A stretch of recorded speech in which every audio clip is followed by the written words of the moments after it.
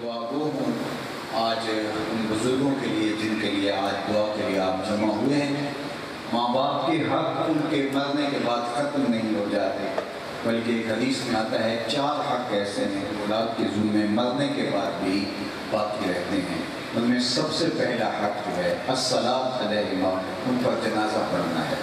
یہ ماں باپ کا پہلا حق ہے جو اولاد کے ذمہ انتقال کے بعد واجب الادا ہوتا ہے۔ اور خوش نصیب ہیں وہ والدین جو اپنی اولاد، جن کی اولاد کا جنازہ پڑھنے کی صلاحیت رکھتی ہے، ورنہ کتنے لوگ ہیں جو اپنے ماں باپ کا جنازہ بھی نہیں پڑھ پاتے۔ میں کتنے لوگوں کو جانتا ہوں جنہوں نے حقیقی ماں کا جنازہ نہیں پڑھا، اپنے حقیقی باپ کا جنازہ نہیں پڑھا۔ آپ کہیں کہ بیرون ملک ہوں گے، نہیں، موجود تھے، قبرستان میں گئے لیکن کھڑے رہے، جنازہ نہیں پڑھا۔ ایسے لوگوں کو آپ بھی جانتے ہیں۔ یہ وہ لوگ ہیں جنہیں جنازہ آتا نہیں ہوتا اور وہ سب میں کھڑے رہتے ہیں اور جنازہ نہیں پڑھ پاتے، اس لیے کہ آتا ہی نہیں۔ اور مجھے بتاؤ کہ اس بیٹے سے بڑا بد نصیب کوئی ہو سکتا ہے جو اپنی حقیقی ماں کا جنازہ پڑھ نہ سکے، اپنے باپ کا جنازہ نہ پڑھ سکے؟ اور والدین کتنے معلوم ہے کہ ان کی اولاد ان کا جنازہ نہیں پڑھ، جس خلوص کے ساتھ اولاد جنازہ پڑھ سکتی ہے کوئی اور پڑھ سکتا ہے، لیکن وہ کھڑے ہیں ہاتھ والے ہیں کیونکہ جنازہ آتا ہی نہیں ہے۔ اس لیے یہ پہلا حق تھا ماں باپ کا جو انتقال کے بعد واجب الادا تھا لیکن ادا نہ کر پائے۔ اور وہ خوش قسمت ماں باپ کے جن کی اولاد خود جنازہ پڑھانے کی صلاحیت ہے، کتنی اللہ نے ان کو سعادت عطا کی۔ دوسرا حق ماں باپ کا انتقال کے بعد استغفار کا ہوگا، ان کے لیے بخشش کی دعا کرنا۔ ماں باپ کو زندگی کے اندر خوش کرنے کے، ان کو راضی کرنے کے، ان کی خدمت بجا لانے کے سینکڑوں طریقے ہوتے ہیں، لیکن انتقال کے بعد ہم وہ سارے موقوف ہو گئے، نہ پاؤں دبا سکتے ہیں، نہ انواع و اقسام کی چیزیں پیش کر کے ان کی خوشنودی حاصل کر سکتے ہیں، نہ ان کی طبع کے مطابق گفتگو کر کے ان کو آسودگی دے سکتے ہیں۔ اب وہ سارے سلسلے منقطع ہو گئے، لیکن ان کے لیے دعا کا دروازہ بند نہیں۔ جس طرح ماں باپ کی دعا اولاد کے لیے قبول ہوتی ہے، اس طرح اولاد کی دعا ماں باپ کے لیے قبول ہوتی ہے۔ اور میں نے کتب تصوف میں پڑھا ہے، ایک حدیث پاک اس کی تائید میں بھی مل گئی، جو شخص اپنے والدین کے لیے روزانہ اہتمام سے دعا کرے، ساری زندگی اس کے رزق میں بے برکتی نہیں آ سکتی۔ اہتمام سے روز دعا کرے۔ اور دوسرا، میں سمجھتا ہوں کہ جو اولاد نوازی ہے وہ اہتمام سے دعا نہ بھی کر پائے تو دن میں کتنی مرتبہ کہے گی ربنا اغفر لی ولوالدی، اللہ مجھے بھی بخش دے، میرے ماں باپ کی بھی مغفرت فرما۔ ایک شخص کے 4 بیٹے ہیں، 4 بیٹیاں ہیں، تو وہ روزانہ دعا کرے ربنا اغفر لی ولوالدی، ایک دن میں کتنی مرتبہ نماز اور کتنی مرتبہ اس کا تشہد۔ تو خوش نصیب ہیں وہ والدین جنہوں نے اپنی اولاد کو دین دیا، ان کے لیے دعاؤں کا سلسلہ موقوف نہیں ہوتا۔ حضرت ابو ہریرہ رضی اللہ تعالیٰ عنہ کثرت کے ساتھ ایک دعا مانگا کرتے تھے، اللہم اغفر لأبی ہریرہ ولأمی ولمن استغفر لہما، اے اللہ ابو ہریرہ کو بخش دے، ابو ہریرہ کی ماں کو بخش دے، جو ہم دونوں کے لیے بخشش کی دعا کرے اسے بھی بخش دے۔ محمد بن سیرین رضی اللہ تعالیٰ عنہ جلیل القدر تابعی ہیں، جب بھی دعا کرتے تو کہتے اللہ ابو ہریرہ کو اور ان کی ماں کو بخش دے۔ کسی نے کہا آپ کو خاص ہمدردی ہے، کہا وہ تو رشتہ ہے ہی مجھ سے ہمدردی کا، لیکن اصل میں ان کے لیے دعا کر کے ان کی دعا کا مصداق بتا رہا ہوں۔ انہوں نے کہا تھا اللہ ابو ہریرہ کو بخش دے، ان کی ماں کو بخش دے، اور جو ہم دونوں کے لیے بخشش کی دعا کرے اسے بھی بخش دے۔ بلکہ حضرت ابو ہریرہ فرمایا کرتے تھے کون ہے جو مسجد عشاء میں 2 رکعتیں پڑھے اور میرے اور میری ماں کے لیے بخشش کی دعا کرے۔ ماں باپ کے لیے دعاؤں کا سلسلہ موقوف نہیں ہونا چاہیے۔ انتقال کے بعد سب سے زیادہ ضرورت دعاؤں کی ہوتی ہے۔ مَا الْمَيِّتُ فِي الْقَبْرِ إِلَّا كَالْغَرِيقِ الْمُتَرَبِّصِ فِي الْبَحْرِ يَنْتَظِرُ دَعْوَةً۔ فرمایا جب ہم کسی شخص کو دفن کر کے آتے ہیں تو اس کی حالت ایسے ہوتی ہے جس طرح کوئی شخص پانی میں غوطے کھا رہا ہو۔ اس مشکل اور آڑے وقت میں اگر پسمان خان کی طرف سے اسے کسی چیز کی ضرورت ہوتی ہے تو وہ دعاؤں کی ضرورت ہے۔ میرے لیے کسی کے ہاتھ اٹھ جائیں، اور بعد میں لوگ بحث کر رہے ہوتے ہیں دعا مانگنی بھی چاہیے یا نہیں مانگنی چاہیے، اور وہ انتظار میں بیٹھا ہوتا ہے کہ کسی کے ہاتھ اٹھے۔ ابھی سے سوچ لے انجام اپنی طوطا چشمی کا، قبر میں تم کو بھی ضرورت ہوگی دعاؤں۔ وہ لمحے ہیں جب دعائیں کرتے اٹھے ہوئے آپ اللہ خالی نہیں ہوتا. ان ربکم حیی کریم یستحیی من عبدہ اذا رفع یدیہ الیہ ان یردہما صفرا. تمہارا رب حیا کرنے والا زندہ کریم ہے. بندے جب اس کے سامنے ہاتھ پھیلا کے دعا مانگتے ہیں اللہ فرماتا ہے مجھے شرم آتی ہے اٹھے ہوئے ہاتھ خالی کیسے. جب اتنے بندے میرے پاس آ گئے ہیں اور مجھ سے مانگ رہے ہیں تو میں نہیں دوں گا تو کون دے گا, کس طرح پہ جائیں گے. میں ایک سادہ سی بات کرتا ہوں, جتنے لوگ آپ بیٹھے ہیں اتنے لوگ اٹھ کے کسی دنیا دار کے ڈیرے پہ چلے جائیں اور اس سے وہ مانگے جو دینا اس کے لیے مشکل نہ ہو اور دینے سے وہ خاص فرق بھی نہ پڑے, تو کیا وہ اتنے لوگوں کو خالی لٹا دے گا؟ وہ کہے گا ڈیرہ داری کی شان کے خلاف ہے کہ اتنے لوگ میرے در پہ آ کھڑے ہوئے اور مجھے کچھ فرق بھی نہیں پڑتا تو میں ان کو خالی لٹا دوں. تو مالک کی دہلیز پہ جب ہاتھ اٹھا کے بندے کھڑے ہو جائیں گے تو مالک خالی لٹا دے گا. آپ اس سے مانگو تو صحیح, دستے طلب داراز پر. حیی کریم یستحیی من عبدہ اذا رفع یدیہ الیہ ان یردہما صفرا. جب کوئی ہاتھ پھیلاتا ہے تو مجھے شرم آتی ہے کہ اس کے اٹھے ہوئے ہاتھ خالی کیسے ہو. جب انہوں نے مانگا ہی مجھ سے ہے تو میں نے بھی نہ دیا تو کس طرح سے. بت کے آگے ہاتھ جوڑے زلیخا کہتے یا صنم یا صنم, اے میرے بت, اے میرے صنم مجھے بچھڑا ہوا یوسف جنا دے. وہ پتھر کا صنم, وہ مٹی کا مادی, بھلا اس کی فریاد کیسے سنتا, لیکن اس کا اعتقاد تھا ہاتھ جوڑے یا صنم یا صنم. مدتیں گزر گئی, دنیا اوپر آئی, لیکن یوسف نہیں ملے, نہیں ملنا تھا. ایک دن رات کا پچھلا پہر ہے اور بت کے آگے ہاتھ جوڑے کھڑی یا صنم یا صنم. نیند کا جھٹکا آیا, لوگوں بل کھا گئی اور کہا یا سمن یا سمن یا صنم یا صنم. پکارتے پکارتے ہاتھ دھری ہوئے اور کہتے یا سمن یا سمن. آواز ہے جبریل جلدی جا, یوسف کے گھوڑے کا رخ موڑ رہا. اس پچھڑی ہوئی کو یوسف ملا. مالک یہ تجھے پکار رہی ہے تو بت کو پکارے. زبان کہا جانتا ہوں, لیکن اتنی عمر سے یہ بت کو پکار رہی ہے, صنم صنم پکار رہی ہے.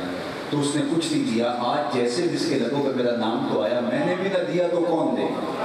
میرے اور بت میں فرق کیا ہوا اگر میں نے بھی اس کی فریاد نہ کی. کوئی آئے تو صحیح, دستے طلب دراز تو کرے. اقبال نے کہا تھا ہم تو مائے بکرم ہیں, کوئی سائے نہیں. راہ دکھلائیں کسے راہ بے منزلی, جلوائے دور تو موجود ہے کوئی نسخہ. کوئی سچی طلب لے کے تو آئے.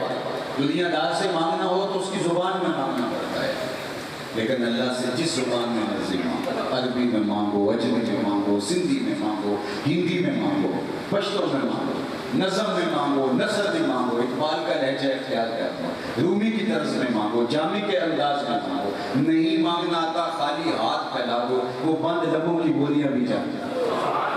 وہ تو صحیح دستے طلب دراز دو. اور اگر وہ کہتے ہیں میں نہیں مانگتا تو نہ مانگی, اس کو کیا ضرورت ہے؟ ضرورت تو کہتی ہے کل ما یعبو بکم ربی لولا دعاؤکم. اے محبوب فرما دو اگر تم نہیں پکارو گے تو وہ بھی پرواہ نہیں کرے. ضرورت تمہاری ہے, تم متکبر بنے کھڑے ہو کوئی بات نہیں ہے, اس کو بھی پرواہ نہیں ہے. لیکن جھولی پھیلاتے رہو گے, وہ جھولیاں برتر, اس کے خزانوں میں کوئی کمی نہیں ہے. تو آؤ تو صحیح اس کے دروازے پہ آؤ. تو یہ دوسرا ماں باپ کا حق ہے کہ ان کے لیے دعا مانگی جائے, ہاتھ اٹھائے جائیں, اٹھے ہوئے ہاتھوں کے اللہ ڈال. تیسرا حق ماں باپ کا جو اولاد کے ذمہ مرنے کے بعد عائد ہوتا ہے, بر الاصدقاء. ماں ہے تو اس کی سہیلیوں کے ساتھ, باپ ہے تو اس کے دوستوں کے ساتھ اس نے سلوک کرنا.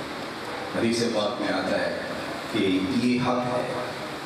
اور چچا باپ کی جگہ پر ہے, خالہ ماں کی جگہ پر, ان کے ساتھ اس نے سلوک کرنا. جو باپ کے دوست ہیں ان کے ساتھ اس نے سلوک کرنا. یہ نہ ہو رشتے دار دوست جب آئیں تو کہے یار ہمارا بھائی ہوتا تھا تو ہم نے اپنائیت کرتی, جب وہ چلا گیا ہے تو اب گھر میں وہ ہمیں اپنائیت نہیں, بچے اور مزاج کے ہوتے نہیں. یہ حق ہے ماں باپ کا ان کو قبر میں محسوس کی. چوتھا حق انجاز الوعد, ان کے وعدوں کو پورا کرنا. اگر اللہ سے وہ وعدہ کیا پورا نہیں کر سکے, منت مانی پورا نہیں کر سکے, اس کو پورا کیا جائے. لوگوں سے وعدہ جو کیا تھا پورا نہیں کر سکے چند پیسے, تو وہ وعدہ علماء نے اس کے زمرے میں لکھا کہ ان کے معمولات خیر کو جاری رکھا جائے.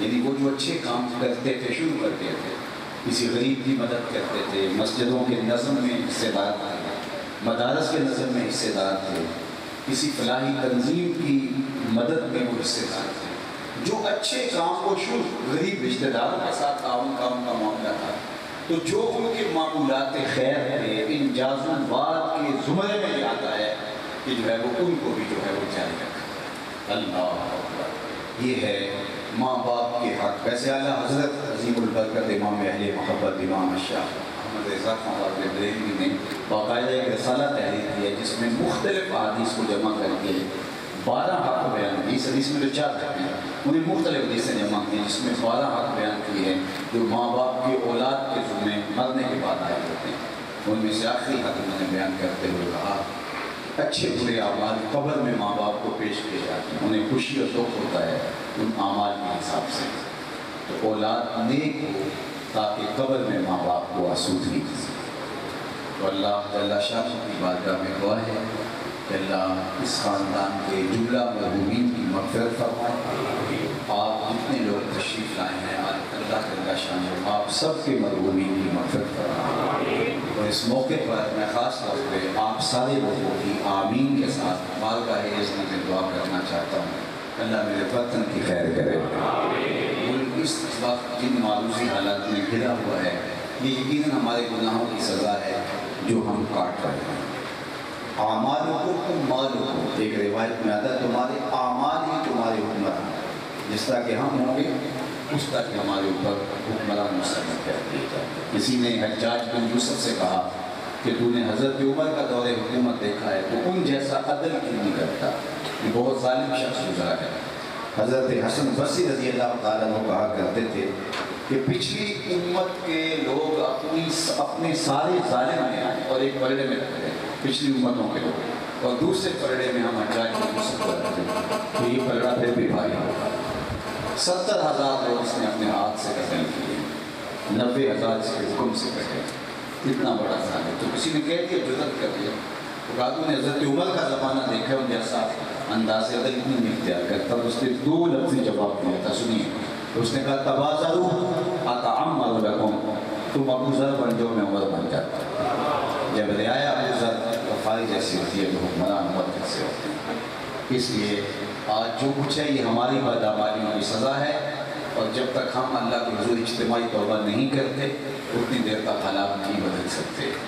تو آج ہم اپنے آپ کو بدلنے کے لیے تیار نہیں ہیں۔ جس کا جو بس چلتا ہے، وہ چھوٹا ظالم ہے وہ بڑا ظالم ہے، وہ چھوٹا چور ہے وہ بڑا چور ہے، جس سے جو ہوتا ہے وہ کر گزرتا ہے، اور اس کا پھر یہ سلسلہ ہوتا رہے گا۔ اللہ تعالیٰ قرآن مجید میں ایک موقع پہ ارشاد فرمایا وہ اس بات پہ قادر ہے تمہارے اوپر سے عذاب بھیجے تمہارے نیچے سے عذاب بھیجے۔ علماء تفسیر نے اس پر گفتگو کی ہے۔ اوپر کا عذاب کیا ہے؟ آسمان سے پتھر برسنا، بے موسمی بارشوں کا آنا۔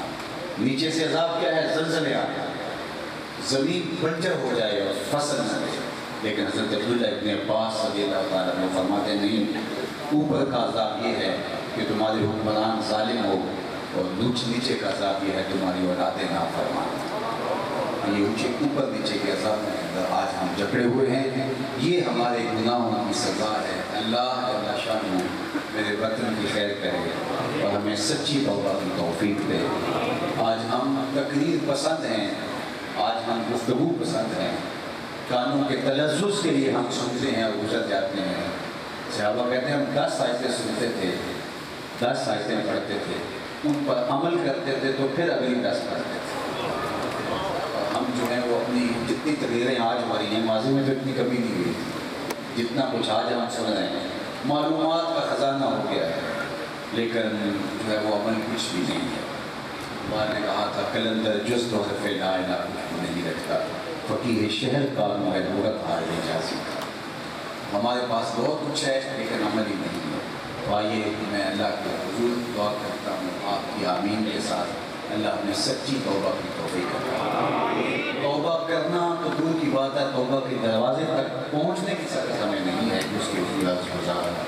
اللہ جل شانہ اپنی رحمتوں کے سائے میں رکھے، آپ کا آنا قبول کرے اور میرے وطن کو معیشت کا جمال اور معاشرت کا حسن دے۔ وآخر دعوانا ان الحمد للہ۔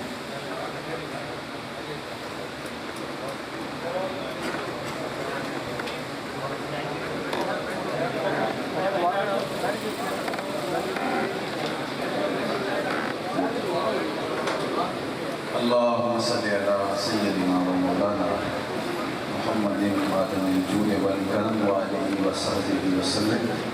اللہ اٹھو ہاتھ کبھی خالی نہ موڑے جائے، جو پھیلی ہوئی جوڑیاں اسے بھر کر جائے۔ جتنے لوگ آئے ہیں سب کو خیر عطا فرما۔ بالخصوص برہان فیملی کے لیے اللہ کی بارگاہ دعا ہے کہ اللہ کو اپنی پناہ عطا کر دے۔ بالخصوص جملہ مرحومین کی مغفرت فرما دے۔ اللہ ان کی قبروں کو وسیع کشادہ منور خوشگوار عطا فرما۔ جتنے لوگ آئے ہیں اللہ سب کے گھروں میں واپس جانے سے پہلے برکتیں بھیج دے اور اپنی پناہوں کا احساس نصیب فرما۔ ابھی حضرت نے بتایا کہ اہل سنہ کے عالی مرتبت شیخ الحدیث حضرت علامہ عبدالحق بندیالوی صاحب انتقال کر گئے، جن کی زندگی کے شب و روز خدمت حدیث میں بسر ہوئے۔ آپ سارے لوگوں کی پرخلوص آمین کے ساتھ بارگاہ عزتی میں دعا ہے اللہ ان کی قبر کو پر نور فرما، ان کی خدمات دینیہ اور مسائی جمیلہ اپنی بارگاہ میں قبول فرما اور ان کے پس ماندگان کو توفیق صبر عطا کر۔ جتنے لوگ اللہ موجود ہیں سب کی خیر عطا فرما۔ میرے بدن کو امن کے سویرے عطا کر، یہاں دہشت گردی کے سلک تیراؤ ٹھنڈے کر کے امن کی بہاریں پیدا کر، معیشت کا جمال معاشرت کا حسن عطا کر دے۔ نیک صالح پاکیزہ اہل حکمران اللہ اس وطن کا مقصود کر دے۔ اللہ ہمارے گناہوں کو معاف کر دے، سچے دل سے توبہ کی توفیق عطا کر دے۔ وصلی اللہ علیہ وسلم۔